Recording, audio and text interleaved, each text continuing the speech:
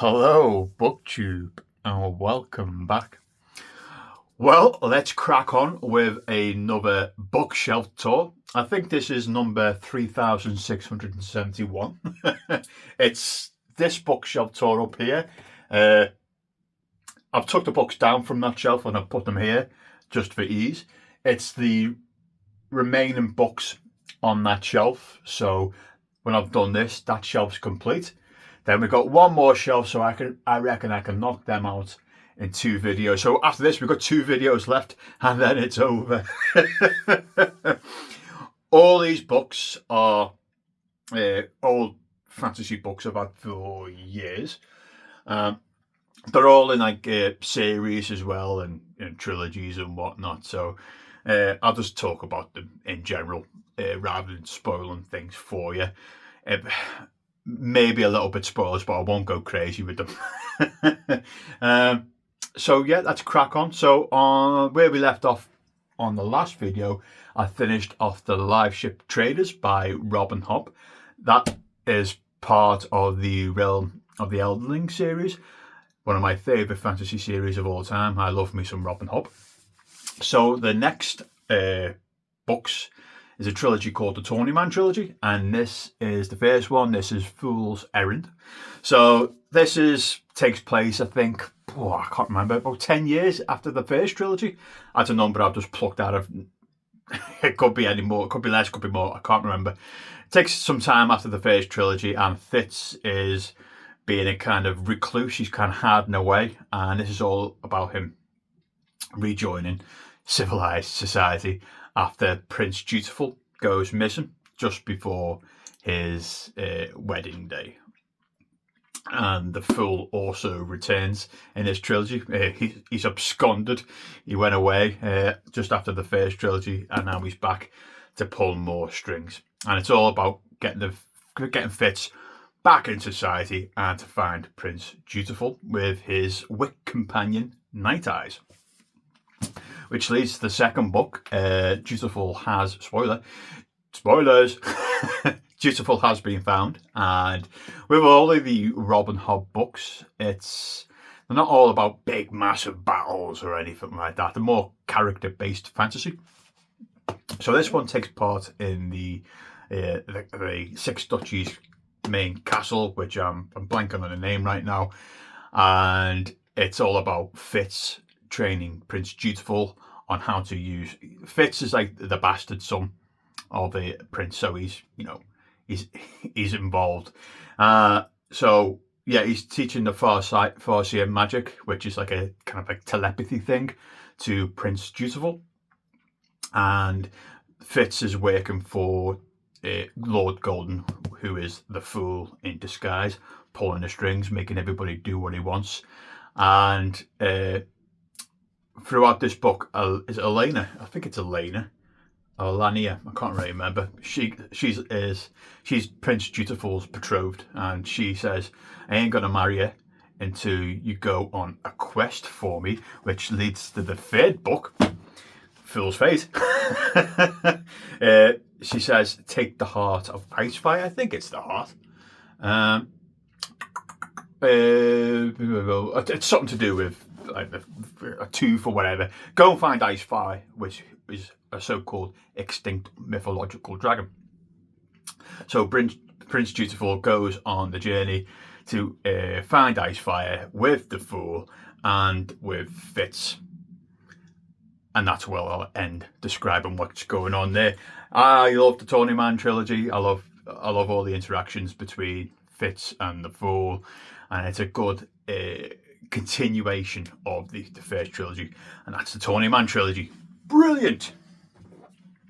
So after that trilogy, Robin Hobb wrote the Rainwilds Chronicles, which is 4 books, which I think is the weakest of the Realm of the Elderlings. The first one is Dragon Keeper. So this is more linked to the Live Ship Traders. So this is about getting the sea dragons up a river to like the secret city of Kelsingra, I think. Yeah, so this is all about finding the way and how to get there and getting the right people to do the job. which leads to the second book, which is Dragon Haven. So this is them going up the river with the sea dragons too. The Kelsinger is going to be like the nesting area, so they can transform into into dragons. And then at this point, Tintagula, which is like one of the first dragons to come back, she's gone missing, which leads to the third City of Dragons. Wintro is in this. I think it's Wintro, isn't it? Selden, not Wintro. Wintro is his older brother. Selden gets captured by the Kelsid leader, who wants the blood of dragons or scale of dragons to help him live longer. So he sends him to get blood and scales and whatnot. And this is all them trying to build up the city of Kelsinger because they found it. And why is it not working? Which leads to the last book, The Blood of Dragons. And that's the culmination of the story. Is Tintagula has been attacked. She's coming back. Other dragons are now in a secret city. There's dodgy pirates trying to get blood. And yeah, I'll leave it there. So that's 4 books of the Rainwild Chronicles. Again, with all of the Robin Hobb's different trilogies or chronicles or whatever, you can read them independently of the entire series, but you'll miss out the the backdrop of larger events because it is mentioned throughout the series. So there is a newer trilogy, but I've already gone through them there. So that's the newest of the Realm of the Elderling series, but I've already done it on a previous video because the hardbacks are down there. So let's continue on. All right, this is Madeline Miller, and why did I read this for? I think me and my brother, Buddy, read this when we started sharing books. My brother's dead into contemporary fiction, and this is The Song of Achilles. This is part of the, it's probably LGBTQ plus book. Great book. It's really sad. So this is a retelling of Achilles, and what's the other lad's name? Partolocus. I can't remember his name. He's his traveling companion is his soldier buddy, but he's in love with Achilles, and then Achilles gets sent to war with Helen of Troy. That's the backdrop, and it's all about them two friendship and all that kind of stuff all the way through the Battle of Troy. Great book. It's Madeline Miller. I think she's done a few mythic based books. I think it's Circe. She's done Circe as well. I think that's one of Madeline Miller's. I think she's doing a new one as well, but it's a fairly decent retelling of Greek mythology. Next one, this is another trilogy, and the next 6 books are all set inside the same universe, so the 2 different trilogies, and this is Mark Lawrence's Prince of Fools. Now this is grimdark stuff, so this is Jorg. He's he's a bastard basically, and he goes round. He's a young teenage lad. He goes round pillaging, stealing, raping, and then he's got to go back home, I think, to the castle, and basically face his past to then go on to the King of Thrones, where he's now slightly older. He's kind of overcome some of his past, his past drama, and now there's a new kid in town who wants the title of king. This goody two shoes kind of a person who has got a larger army, and he challenges Jorg, and Jorg does nasty sideways kind of measures to make sure he maybe wins. Don't want to spoil it for you.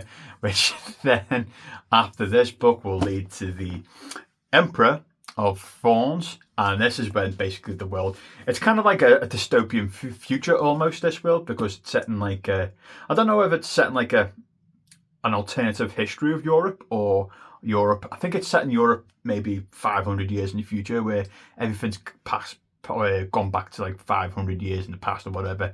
I think that is right, yeah. And there's been like a shattering of Europe, and this is all about him trying to coalesce his power and become a much more powerful king.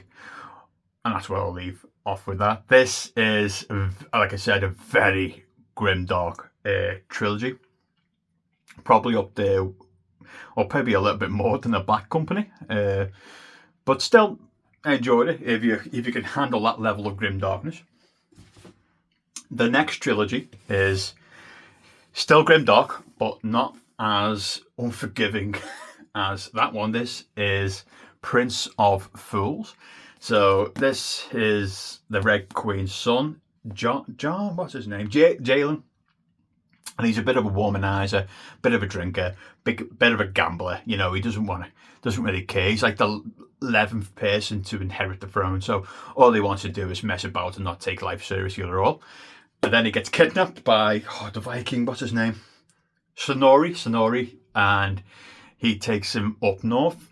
He doesn't get kidnapped. That's it. He becomes like a traveling companion because he's kind of like forced out to become a man. And Snorri goes back up north because he's got a bit of family drama past as well that he wants to sort out. So those two go to the north, which leads to the Liar's Key.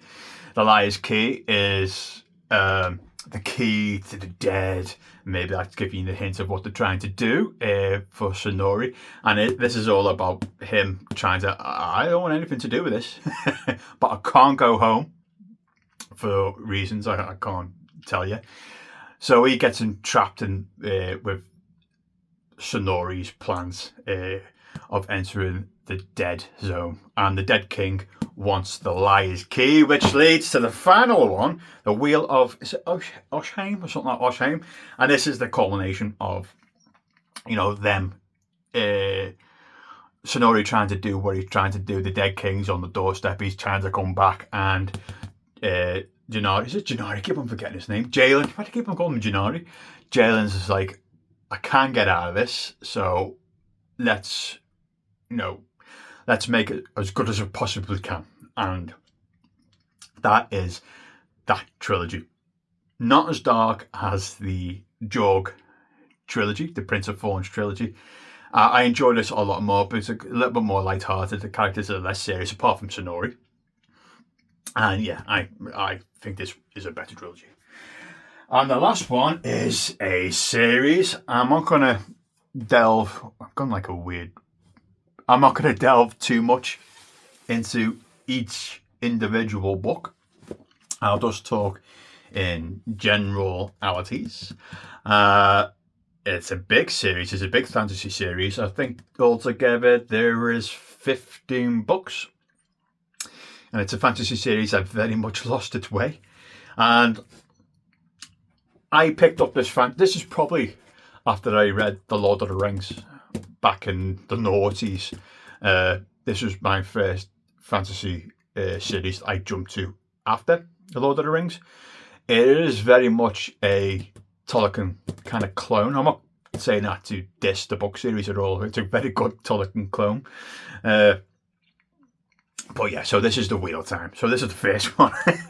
Let's just crack on. This is New Spring. So this is a prequel to the first book. It's set, I think, about 20 years before the first one. It's really about how Lan and Moiraine, I'm not going to give character backstories that much. If you know, you know. It's about them, how they met.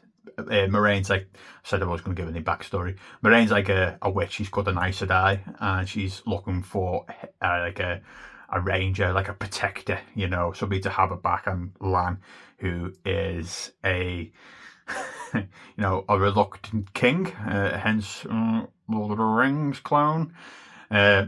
And they're also trying to find the because she believes that the prophecy of the dragons is about to happen. That's basically the premise of the prequel book, which then leads into the first book. Look how many, that should be orange. Look how many years that should be. That, what is that colour? Let me have a look. Yes, that should be that colour. I've had this for years, and you can tell how much it's battered, how many times I've read this. So again, this is all about a farm boy finding out that he's the Dragon Reborn, a very, very powerful, if not like the second most powerful being in this universe. And Moiraine, that I just mentioned, and Lan come to Edmund's Field. It's like Hobbiton, but they're all people, they're not hobbits.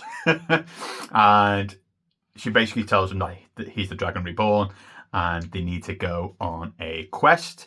And they bring with them some of the friends from Edmund's Field. You got Nynaeve, who's like a really powerful Aes Sedai in training. You got Egwene, who's also powerful, and then you got his friends Perrin, who can be a bit of a emo person throughout this book, and you've got Mat, who's a bit of a ladies' man. So they go out on the quest, and they get joined again by other people like Tom Merrilin, who's like a juggler, like a kind of not a circus performer, but a storyteller. And Loyal, is it Loyal or Loyal? I think it's Loyal, isn't it? It's like a almost troll-like person, a friendly troll who goes on the journey with them, and they've got to get to the eye of the world basically and stop the badness that's going to happen. And at the end there's a fight because the Forsaken, who's like the bad guy's main henchmen, have come back. And at the end of this book, Rand finds out he is the Dragon Reborn. And that's basically the first book in a nutshell, which goes to the second book, The Grey Hunt, one of my favourite fantasy books of all time. It's probably up there the top 3 of this series. So this is the quest to find what's the horn called? I can't remember. The Horn of Valere. So this is the quest for the horn, and one of my favourite side characters, Hurin. I think it's Hurin. Is it Hurin? I think it is, because isn't Hurin from the Lord of the Rings mythos as well? Anyway, it's all about trying to find the horn, and when they blow up the horn, an army from the past comes and help them in battles. And this is where the magic that got Aes Sedai, who control like the female side of magic, and that's fine in Dandio. And you've also got the males who can't use their magic, because when they use the magic, they go crazy. So he's starting to get that a little bit now, Rand. And there's also Aes Sedai called the Red Sisters, who are completely against males using magic, which may appear later. So this is which basically, after the quest for the horn, it leads to the Dragon Reborn. Again, this is another quest. Again, look how much that's being read. It's completely lost its colour. It should be that colour. So this is the quest. Rand goes on like a solo, just disappears to find a sword or something. I can't remember the sword name. The Sword of the Dragon. And it's all about his friends joining him. And I think the battle's in the Stone of Tear, isn't it? Stone of Tear. This is me trying to pluck. I haven't read these in years. And it ends in a battle in the clouds at the end. Again, one of my favourites of this series. So this is another quest book of him trying to find a sword, and a little solo adventure, which leads to the fourth book. I need to go faster because there's loads. This is Rand, and he's going into the Wastelands. I can't remember. He goes into like a place to find his people called the Aiel. Look how much that lost its colour. That should be purple. And this is one of my favourites. He finds love in this, and he's trying to become a member of this Aiel, who's like the really, really famous desert kind of warriors, almost Dune-esque, in the Wastelands to the east, after the Stone of Tear has fallen. So that's the plot of the fourth book. When I'm saying this, there's like other things happening as well. I'm just not going to go in depth because I'll be here for like 40 minutes, which leads to the Fires of Heaven. So he's come back now from the Wastelands with his impossibly strong army, and he's going to challenge one of the Forsaken who's taken his seat in the city of Camelin, and he's put like a spell on the Queen there. And it's all about the oncoming battle between them two, and also a good old battle between Moiraine, who we've mentioned, and Lanfear, one of the most powerful Forsaken out there. So that's pretty much the plot of the fifth book, which then leads to the sixth book, The Lords of Chaos. Lords of Chaos is where Rand is proper starting to go, and he's starting to get Asherman now. He's starting to train other men into using this magic, even though it makes them go crazy. And basically at the end of, there's like, I said the Aiel before, like the Desert Warriors. There's also a tribe of them who went bad, and it's all about the approaching to fight them. But the Aes Sedai that I mentioned before, I know it's just information download. The Aes Sedai that I mentioned before, there's the Red Sisters who disagree with males using the power, try and capture Rand, and it doesn't turn out well, and he goes a little bit insane. Which leads to the seventh book, The Crown of Swords. It's starting to lose its way a little bit now. I find there's a lot of fluff, not much story. This is now he's gonna fight one of the other Forsaken in the city of Ilion, I think. And that's basically the plot of this one, to get the Forsaken off the board, and again starting to build up his army with also the madness that's going on in the background. There's also a civil war between the Aes Sedai and the White Tower, where the Aes Sedai live, is completely split, which leads to the Path of Daggers. This is, do you know what I keep? That's for Father Weird, the one magic through. So I mentioned a couple of characters who left Edmund's Field with them. I think in either this book or the previous book that they break because he was using like some sort of magical artifact to control the weather of the world, and at this point now I think they've destroyed that artifact. And I didn't like Path of Daggers. This is, even though it's not as big as the previous book, I just thought it was proper bland. And there's also another enemy, and like an offshore enemy called the Seanchan, who tie up female witches using collars because they don't trust them, and whoever is in control of the collar is in control of the witches. And this one's all about, again, Rand with his army fighting against the Dark One. And Egwene, who also left Edmund's Field, is now become the head of the Aes Sedai who have abandoned the White Tower. Which then leads to Winter's Heart.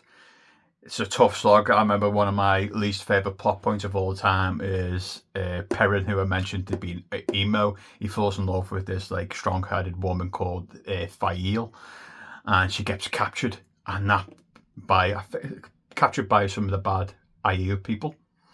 And that story plot goes on for so long. But this is the end outcome of that storyline, and this is a drag, apart from like the last 40-50 pages or whatever it is of Rand cleansing the male power of the side, the male power source, which then leads to Crossroads of Twilight. This is my least favorite. This is a bad book. Hardly anything happens at all. Egwene is now preparing to attack the White Tower to get all the Aes Sedai together. And Mat, as mentioned the Seanchan earlier, Mat has captured the princess of the Seanchan, and Rand again is just walking around the place being bossy and not very polite to people. This book is a drag. It's one of the worst fantasy books, especially if this book wasn't part of this series. I would have got rid of it a long time ago.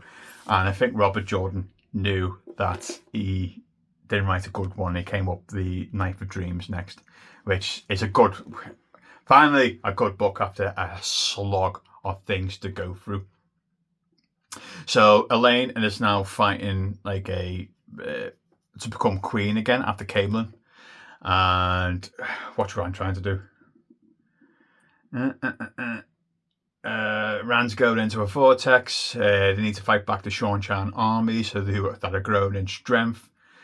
And there's a kind of like betrayal of Egwene when she's trying to take the White Tower away from the person who's caused division in there. It's called Knife of Dreams because there's a lot of dream world in this as well, and there's a lot of action and a lot of plot lines within the dream world, which then leads to the final book in the softback. This is The Gathering Storm. The other two books are in hardback round here somewhere. I think you can see them just there. Oh, no, I've gone the wrong way. Here we go, those two books there. This is when Robert Jordan unfortunately passed away, and he let Brandon Sanderson complete the last 3 books. This is a good pickup. Oh, this is after the slog of last. This is a really good. There's a big massive battle with Egwene in the White Tower. The Seanchan attack the White Tower and trying to capture as many Aes Sedai as they possibly can. That's like the big one, and then Rand is really starting to come into his own now and prep for the oncoming battle, and he's become less emo and less like aggressive with people, and he's starting to accept his destiny. And all the pieces are starting to come into, starting to fit together, and the last battle is approaching. The Gathering Storm. What an entry into the Wheel of Time series. And that's it, folks. I've spoken long enough, and I will see you soon. Bye, BookTube.